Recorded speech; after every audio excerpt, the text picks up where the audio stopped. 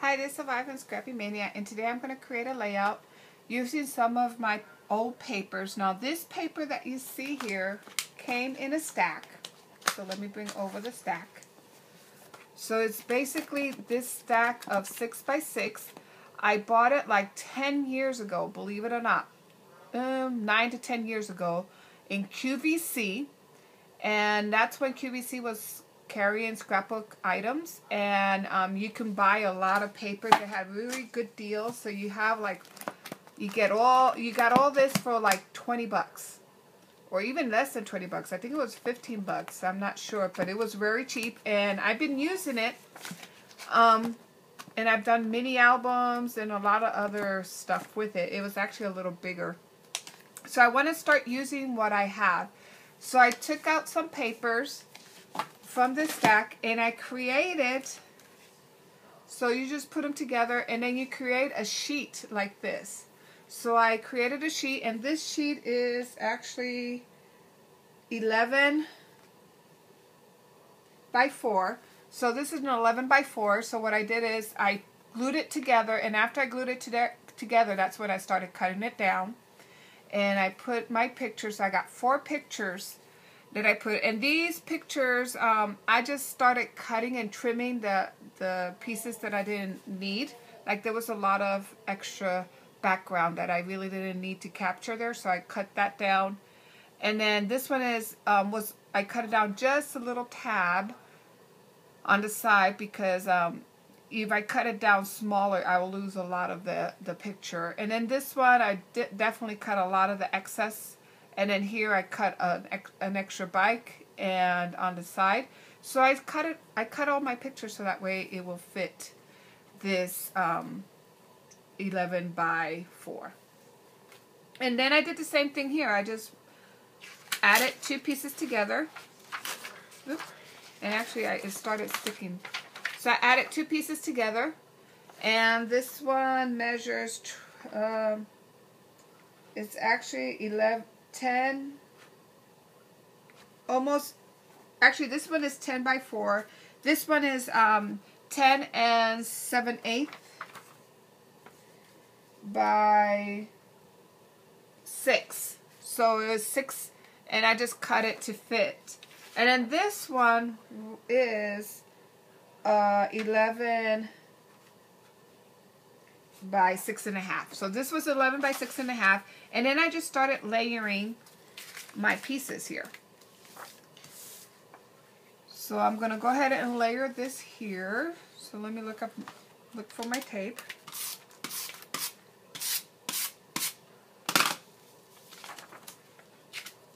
So I'm gonna layer this here and then layer this here. So this is a good way that if you have those 6x6 pads that you really don't want to create a mini album, that you may want to add them to your 12 by 12 layouts. You can put them together like I did here and just use them. And you will not see that once you put all the embellishments and everything together, you don't see the seam. And then I'm just gonna, just real quickly, I'm just gonna place this under, because this is gonna be my journaling. And I'm just going to place it here. So a lot of times I like to do that. I like to kind of make like a block like this, and then I can move it around my page.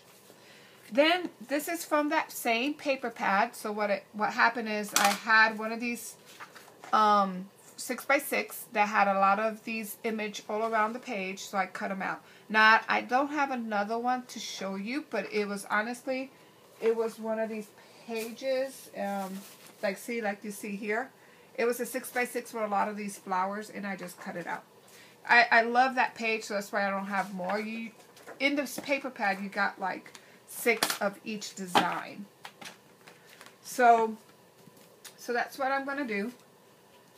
And then this is one of my old little banners that I created, and I have a tutorial how to do this, and click on my link for it.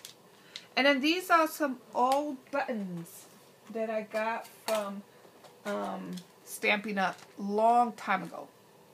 So these are one of my old buttons. So I'm going to start using this, and that's why I wanted to use this layout. I wanted to make this layout, and I'm going to go ahead and make sure I put as many buttons as I can. Then I had some other little embellishments that I may put here. And then this paper is just regular cardstock that I'm going to spruce up a little bit. This one is 11.5 by 11.5, and that's what I'm going to place on my 12 by 12 cardstock. So I'm going to go ahead, but before I lay it down, I'm going to do a little treatment on here because to me it's a little plain. So the first thing I want to do is I want to go ahead and stamp. I got some stamps here that I want to use, and I'm debating between using this Bo Bunny stamp called Geometric Pattern or my chicken wire. And I think I'm going to use the Bo Bunny stamp.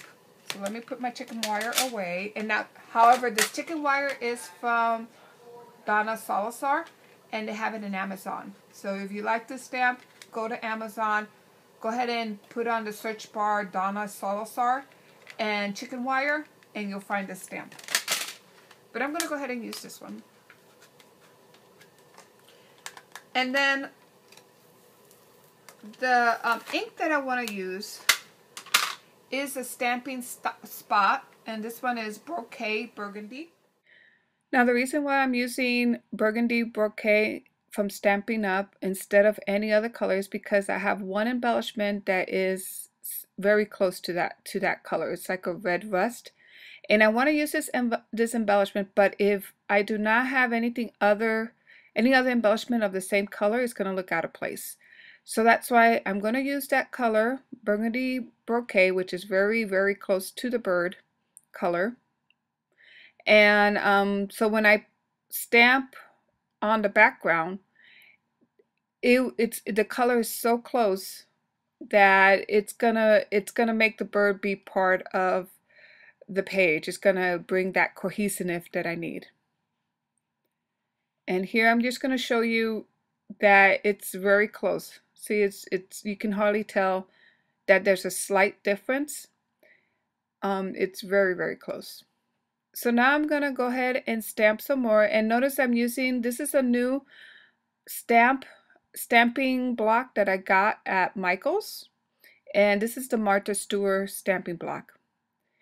And I really, really like it because it's not as big as the Fisker. I do have that big Fisker one, but this one is nice and compact, and notice it's just like the Fisker. You can kind of put the stamp right close to the last image that you stamped, as you can see there, and then when you get the position just right, you're just going to push it down.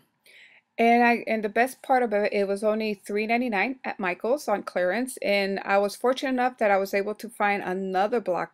There were two there on the table, and I was able to grab one for my sister. I'm also really liking this stamp. As you can see, it really goes together like a pattern. It really kind of interlocks with one side with the other. Okay, so here's my design. Now I'm going to bring this back and see how it hides it. So I really need to bring some more here and some more out here. So I completed my stamping, and as you can see, you can really see the stamp with all the after even placing all the layers down. And now I'm just going to put some more ink on the edges of my page. And then I'm just going to adhere it down, and then I'm going to stitch around it because it needed something. And whenever I always seem to grab my sewing machine or my hand sewing machine whenever I feel like it needs something, some element or texture in order to make the page pop. So here I'm using this zip dry glue to adhere my pieces down. Is because that glue is kind of drying up. So that's why I decided I would just want to finish the bottle up with this layout. Now these are some of the banners that I created, and I do have a link, so go ahead and click on the link if you want to learn how to create that banner. And it's very easy to do. You basically just cut out shapes, glue them together, and then sew it with the sewing machine. So here I'm placing that bird, and as you can see, it really ties in nicely because I did that stamping on the base page. it brought the beige, the bird like it's part of the layout, like it belongs there. So now I'm just placing these flowers throughout the layout in clusters of 3, as you can see there. And then just placing some more of my tags and just my cloth banner. And then I'm just kind of trying to figure out where to put the banner, but at the end I do settle with putting that piece of banner on the bottom left-hand side of the page. And you'll see in a moment I'm going to put some more elements around that banner to kind of create that cluster and give it that finished look. So there are my 2 little man and woman die cut that I created by using multiple layers of paper, and it creates like it almost looks like a chipboard or wood veneer element. So there, I'm going to bring out my stamp. So I'm going to go ahead and stamp the word there, I love you. And I'm using the same color ink for my sentiment, the same color that I use for my honeycomb stamp. So here I'm done with my page, and I'm just giving you a close-up look at the layout. And that's before I even, off camera, I actually put some more like dimensional glue on the centers of the flowers, put some glassy accents. So here's the page, and I even added a geotag. So there, I added a frame off camera. I put some glossy accents, and I added some dimensional paint on the centers of all my flowers. So there's my layout. So I hope you enjoy the tutorial, and thank you for watching. Bye now.